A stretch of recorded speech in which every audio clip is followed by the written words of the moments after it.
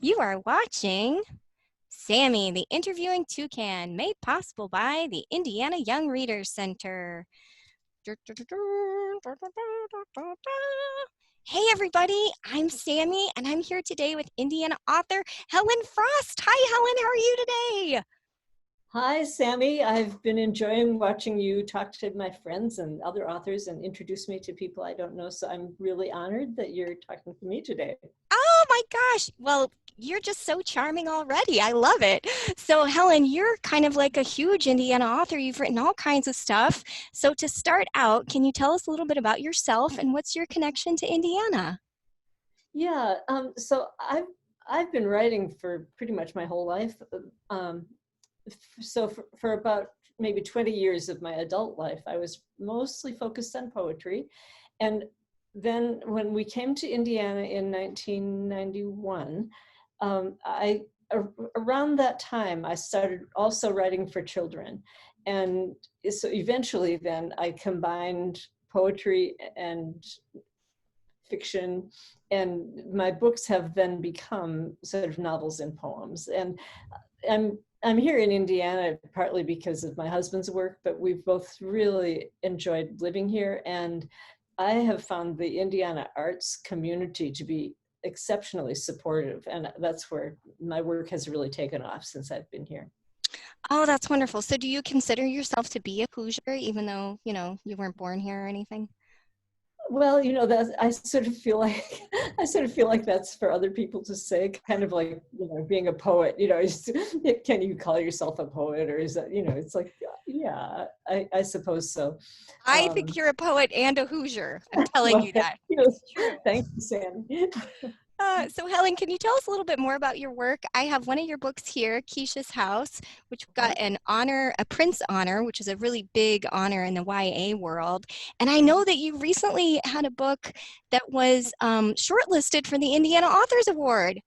How Yeah, exciting! I brought that to show you. That's a wonderful short list, by the way. Indiana has a huge number of wonderful authors. Don't This I is know it? This is the book that was shortlisted. Hello, I'm here. It's a story about a little sandhill crane.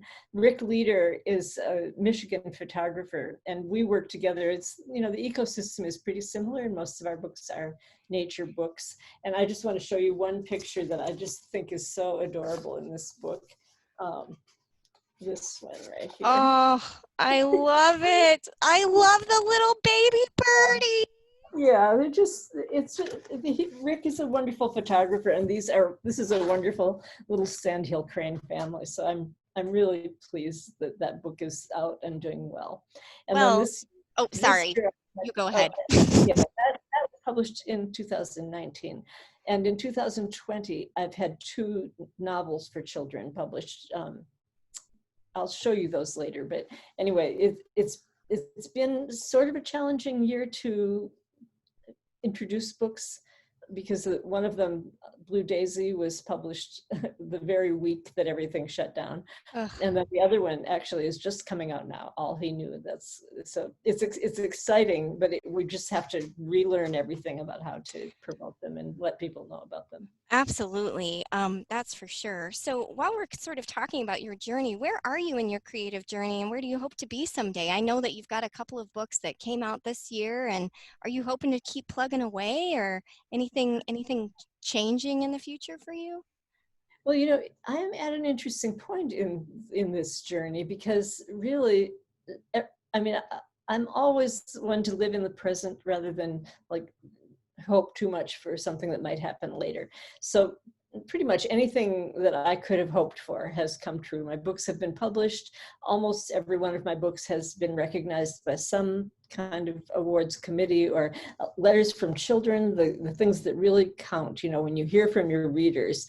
That's so wonderful. So in terms of my hopes right now, I sort of have I'm still writing my own books, and wanting people to read them, and of course any recognition is wonderful. Of But course. I feel like I've turned my attention to other writers, trying to encourage younger writers, and really glad to see the children's book world especially becoming more diverse and all kinds of, it's just a very exciting time to be in the world of children's books. So my hope is that I'm, able to continue to see both my own books and other writers' books fitting into this whole I community. I just love that. There's been a push, an online push lately for this hashtag, which is own voices. So Yep, have you heard of that? You know all about that? of Yeah, course. so it's this idea that we need a lot of diverse stories, and it would be wonderful if they could be written by the people that those stories represent, right? Yeah, I mean, Keisha's House, I was writing that almost 20 years ago now. And the last line of the whole book, I think, says something like, um, I write this as sort of a tribute to the young people whose voices aren't always heard. And I say, my hope is that they will grow up to write their own books. Oh, And yes. that is what I've seen happening. And that makes me so happy. Oh, that's If so great. Keisha's be sort of a step on the way to that, to encouraging people to see, yeah, my stories matter. That's wonderful. Right. And of course we want to see more of that Yeah, going forward for all sure. kinds of, and all different kinds of own voices. Yeah. Absolutely. So, Helen, how are you doing with the current health crisis? Do you have any advice for people? It's such a rough time for everybody. Yeah, I'm not too affected by it, partly because I work at home Mm-hmm. and I'm, in a situation where I don't have to go out too much, and my family is healthy. So again, I'm kind of focused outward, trying, what can I do to make sure that the whole community stays healthy? Like mask wearing seems like such a simple thing. And that's, that kind of thing, just keeping everyone healthy. Um, that seems important to me. Yeah, yes, for sure. Okay, well, we're getting to the show and tell portion. So Yeah. I know you've got a couple of things you're going to share with us. Do you have some books there? I do. I have both of these two novels that have come out this year, and with Blue Daisy, I love this book. It's so cute. Yeah, and it's a book that I've been working on for a long time. I initially thought of it as a picture book, and eventually became a novel in poems with two voices. Actually, one's in prose and one's in poems. And then it was illustrated by this wonderful illustrator, Rob Shepperson. And I just want to share one of his illustrations with you. Um, I just Oh, the details of this, you probably can't really see I this think one. we can see it pretty well. We can see the children on the bikes and the little girl hollering and the dog. Is he Yeah, getting and a treat or is that a yeah, ball? well, that's part of the story. Oh, That's what's getting there. It is a treat. But in the background over here, I think it is, there's a mother and a baby sitting on a bench. And that baby comes into the story a couple of times, but I just love that Rob kind of pictured that baby peeking over the back of the bench and watching what was going on in this picture.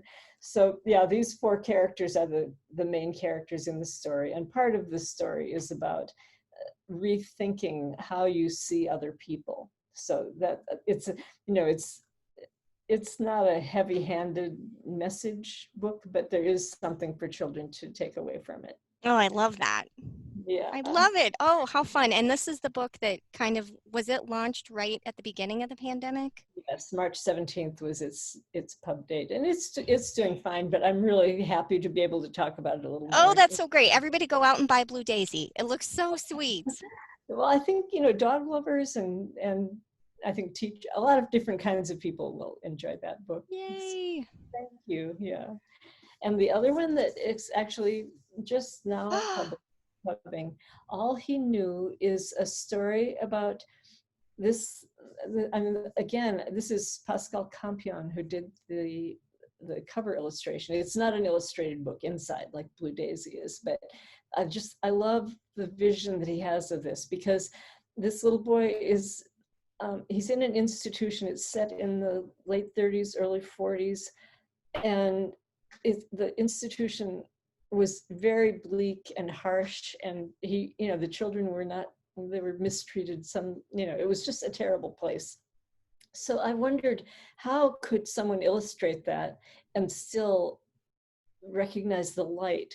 And this book, it's kind of like the light is emanating from the character, which is how I saw it. I saw this little boy who he goes there without understanding what the place is or why he's there. It's just, you know, it's a really challenging, it was hard to write it because the way he gets there is that he gets a fever and he loses his hearing at a very young age. And at that time, people didn't have the knowledge of how to teach deaf children. So he is sent to an institution for so-called unteachables, Mm. and, or you know, feeble-minded. They had horrible language in those Mm-hmm. days. And so then he has to figure out how, what this place is, who are all these people, what's going on. And meanwhile, he has a sister at home who's a teenager, and she loves her little brother and really, you know, feel the family's poor, they can't visit very often. And then later in the book, because it was World War II, a conscientious objector comes to serve as an attendant in the institution. So that's another thread of the story that is really important. Seeing that, you know, it is, in a way, it's a World War II story, but it's not about fighting. It's about what happens when, you know, someone comes and treats everyone with respect and love. So it's kind of like the opposite of the war. But that was a really important part of those years, was what happened in these institutions when so many people were called up into military service.